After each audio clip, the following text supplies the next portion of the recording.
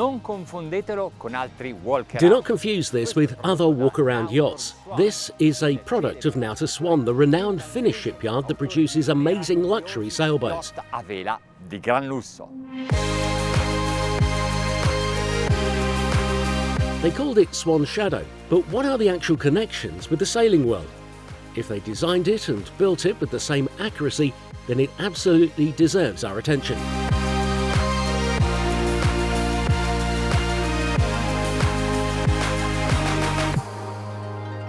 If I were the owner of a SWAN sailing yacht, I would buy it as a tender. But why not also consider it as a tender for a villa? Performance is an important aspect for the shipyard sailing yachts. They would never have given up speed on a powerboat.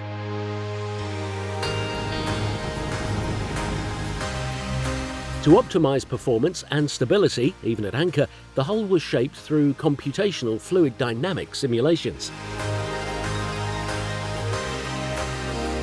Qui abbiamo un hardtop. Here we have a long hardtop that is openable, but we could also have a smaller one. We could even form a cabin with some transparent walls and some windows. Keep in mind that there is also a limousine tender version available. La versione limousine tender. Questi piloni ricordano gli The shape of these pillars recalls the masts of sailboats, and they are all connected to make the hardtop even more solid. più solido, l'hardtop.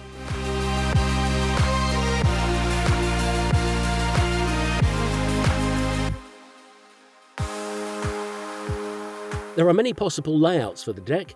The reason all these options are available is because the large yacht owner is used to custom solutions, which are not always possible on a 40-footer powerboat. So they developed the idea of having many different variations. Per esempio, questi arredi potrebbero essere completamente For diversi. example, this furniture could be different. You could have a bar unit, a kitchen, and the sofas in another position, like L-shaped, and the aft sun pad could be either more aft or more forward. In short, there are no limits when it comes to deck customization. Guarda la customizzazione del ponte di coperta. If this was used as a tender for a racing boat, you could have the deck completely unfurnished. Ne fanno una versione anche con prua puntata. In questo There is caso also a version with a deck on the bow, in which case the formwork is widened, and below deck the cabin gains a large volume. This way, the crew cabin could be set at the bow. Il ponte di coperta è largo, ma The provate deck is large, but just imagine how many people can sit on this gunwale, which is so large that we could even lay on it. che ci si potrebbe anche sdraiare.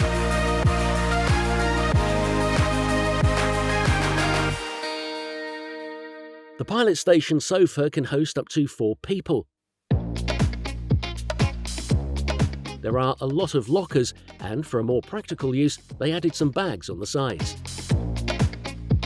The flush teak bowsprit is really beautiful. The anchor is located down here and comes with an electromechanical system. There is a movable aft outboard platform that can be used as a gangway. It's a very interesting and original solution.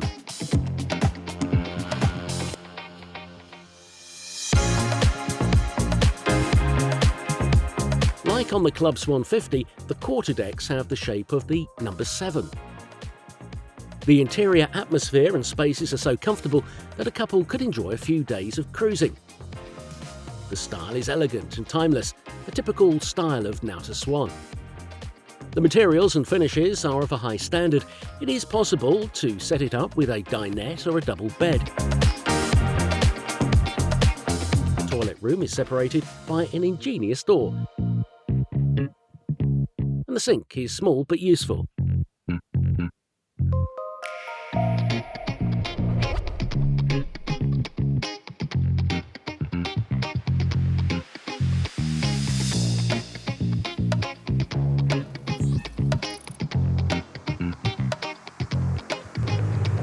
È l'alba di un nuovo giorno davanti It is a brand new day and we're in the waters in front of Genoa, ready to test the SWAN Shadow. This model has been equipped with 3 Mercury 350 horsepower outboard engines. However, 3 times 300 horsepower would be the ideal motorization.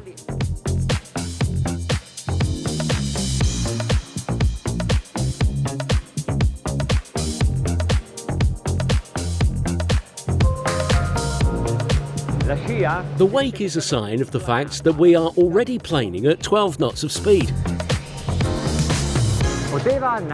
Could an outer SWAN have designed a boat like any other? Certainly not. And I'm not just talking about the deck, but also about the hull.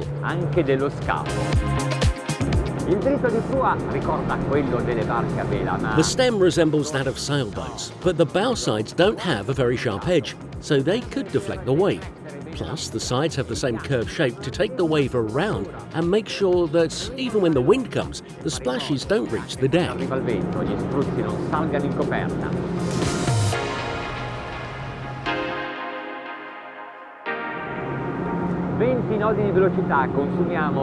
At 20 knots of speed, we're consuming 110 litres per hour, and the engines are at 3,500 RPM.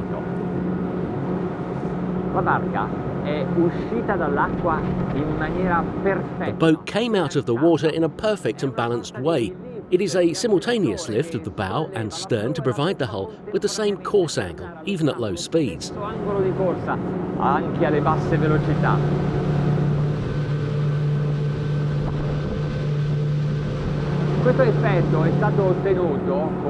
The effect was possible thanks to 2 steps that were a little further forward than usual, perhaps effective even at these paces.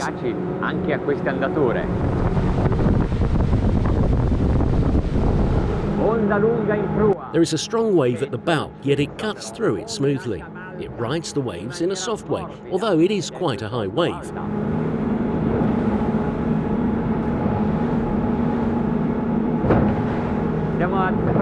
We're at 30 knots and consuming 150 litres per hour. Let's see how the edge leans on the water while veering.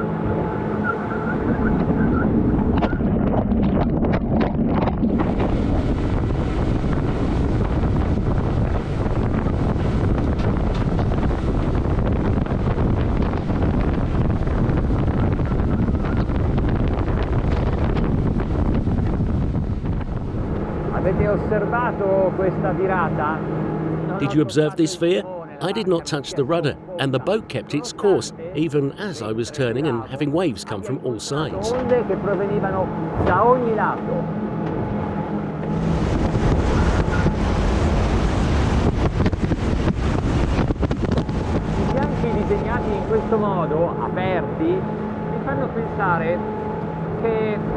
These curve-shaped sides make me think that they have another function. If they had designed them in a vertical way, starting from the gunwale, we would have had a very large boat on the waterline. So there would have been a large surface that would have hit the waves, and it wouldn't have been so smooth.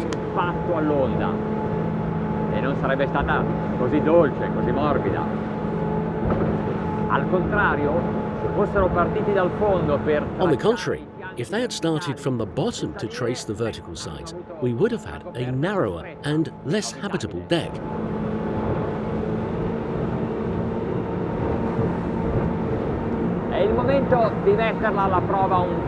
It's time to test it a little more seriously. Fortunately, the waves are a little higher here outside Genoa, on the way to Mount Portofino.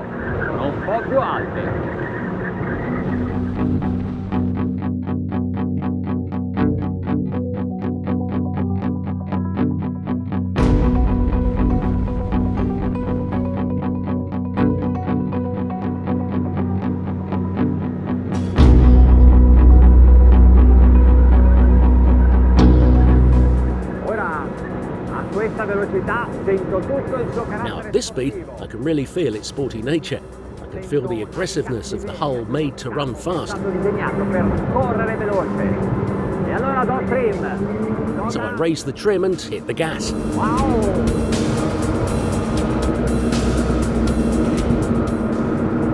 These engines are at 6,400 RPM.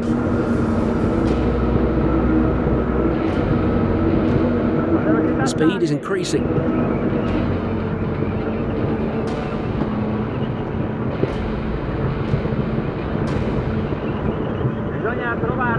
We need to set the trim in the right position because if we bring the propellers too far to the surface, they lose thrust.